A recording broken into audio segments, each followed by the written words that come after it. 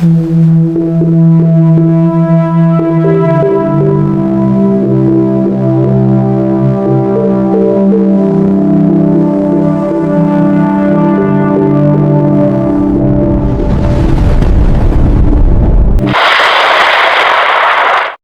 araw po sa inyong lahat. Narito po ang pinakalitis nating update sa baging lang ng panahon ngayong araw ng Sabado, 25 ng Hulyo taong 2026. Base nga po sa ating pinakalitis satellite image, ang bagyo na ating monitor sa loob ng ating Philippine Area of Responsibility na may local name na bagyong Quiapo ay huling namataan sa layong 150 km kanluran po yan ng Kalayaan, Cagayan. Na kung saan nga po, bagya pa nga rin po itong nag-intensify into severe tropical storm category na may taglay na lakas na hangin na maabot sa 110 km per hour near the center, samantalang may pagbugso naman po ito na maabot sa 135 km per hour. Habang kumikilos nga po ito pahilagang kanluran sa bilis na 30 km per hour. Kung saan nga po nagdadala nga po ito ng malawakang mga pag-ulan at sinasamahan ng mga malalakas na hangin, dulot nga po nitong bagyong Quiapo.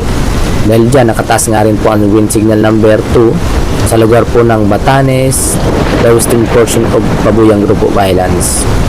Samantalang signal number 1 naman sa lugar ng the rest of Cagayan, northern portion of Isabela, Apayao, Abra, Kalinga, Mountain Province, Ilocos Norte, northern and central portion of Ilocos Sur.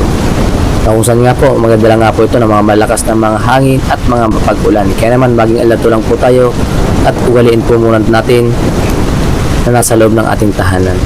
At dahil nga po sa mga banta ng mga pag-ulan na dulot nga po itong bagyo, meron po tayong nakataas na weather advisory or babala sa mga malakas na mga pag-ulan na maring magdulot ng mga pagba sa mga babang lugar at paggunang lupa sa mga bundok na lugar. Nakataas ang orange rainfall warning nga po sa lugar ng Ilocos Norte, Ilocos Sur, kung saan nga po, inasan nga po natin ang 100 to 200 mm na mga pag-ulan na magdudulot po yan mga pagba sa mga babang lugar at paggunang lupa. Ilubos po natin pinag-iingat ang ating mga kababayan sa mga lugar na yan kung saan epekto nga po yan ng hanging habagat at ng bagyo na ating monitor sa may kanluran na nga po ng ating bansa, especially sa kanlurang bahagi ng Cagayan. Samantalang yellow rainfall warning naman sa lugar ng Cagayan Valley Region, Apayao, La Union, Benguet, Zambales, Occidental Mindoro, Palawan, na kung saan nga po makakaranas ng 50 hanggang 100 mm na mga pag-ulan, maaaring magdulot ng mga localized flooding sa mga babang lugar at pagburang lupa sa mga bundok na lugar. Na-epekto nga rin po yan ang nagpapatuloy na epekto ng hanging habagat dito sa may kanlurang bahagi ng ating bansa na pinapalakas naman ng bagyo nating monitor sa may kanlurang bahagi ng ating bansa, especially ito sa may kanluran bahagi ng Cagayan.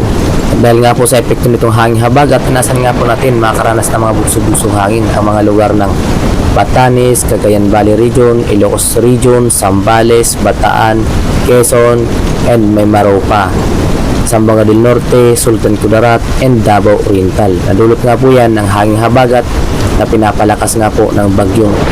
Inasan din nga po natin sa mga susunod na mga oras ay posible nga pong lumakas pa itong bagyong Quiapo. Base nga po sa ating pinakalitis track, nakikita nga po natin na papalabas na nga rin po ito ng ating Philippine Area of Responsibility. Inasan nga po natin ngayong umaga ay nasa labas na nga po ito ng ating Philippine Area of Responsibility at bagya pa nga po itong mag-i-intensify into typhoon category.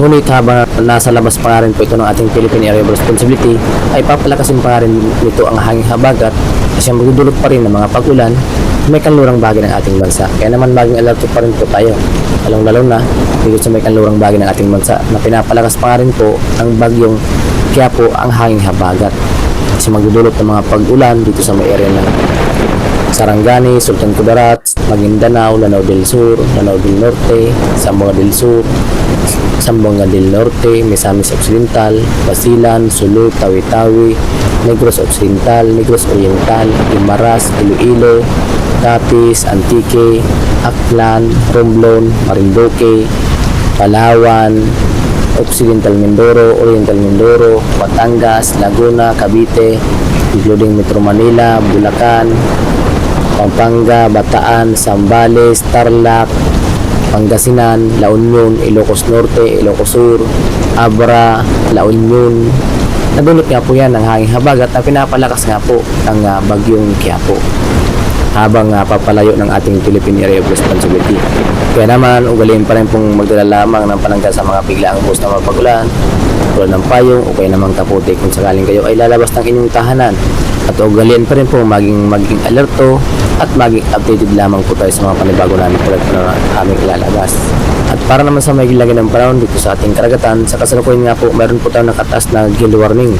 Sa lugar po yan ng Batanes, Babuyan Group of Islands, the northern coast of mainland Cagayan, Santa Ana, Gonzaga, Santa Teresita, Apari, Ballesteros, Pamplona, Abulug, Sanchez, Mera, Claveria, Santa Prasidis, the northern coast of Ilocos Norte, Pagudpud, Bangui, Burgos ay nakatas nga po ang gale warning sa mga seaboard ng nasabing karagatan at sa may mga baybayin ng ating karagatan, kung saan pinagbabawal po natin ang pumalaot sa nasabing area o lumapit sa ating karagatan, lalong-lalo na ay nasan nga po tayong mga storm surge o mga daluyong ng mga malakas na alon ng ating karagatan sa mga baybayin ng ating karagatan. Samantalang sa malaming bahagi ng ating bansa, nasan nga po natin ang slight to moderate ng ang mga pag-alon ng ating karagatan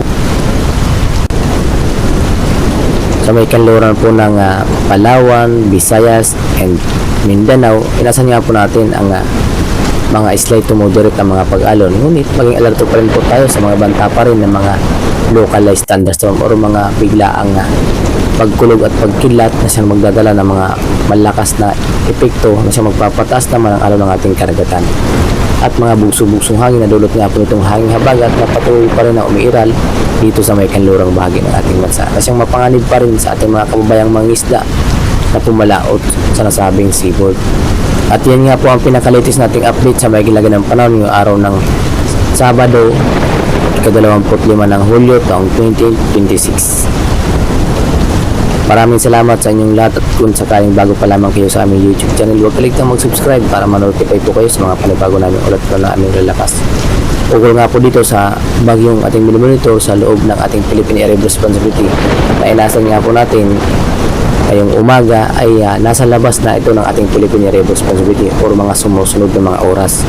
At inasan din natin sa mga susunod na oras ay posible pang umabot sa typhoon category itong severe tropical storm na si Quiapo. Maraming salamat. Sana ligtas po tayo sa pagdaan itong bagyong Quiapo. God bless us all.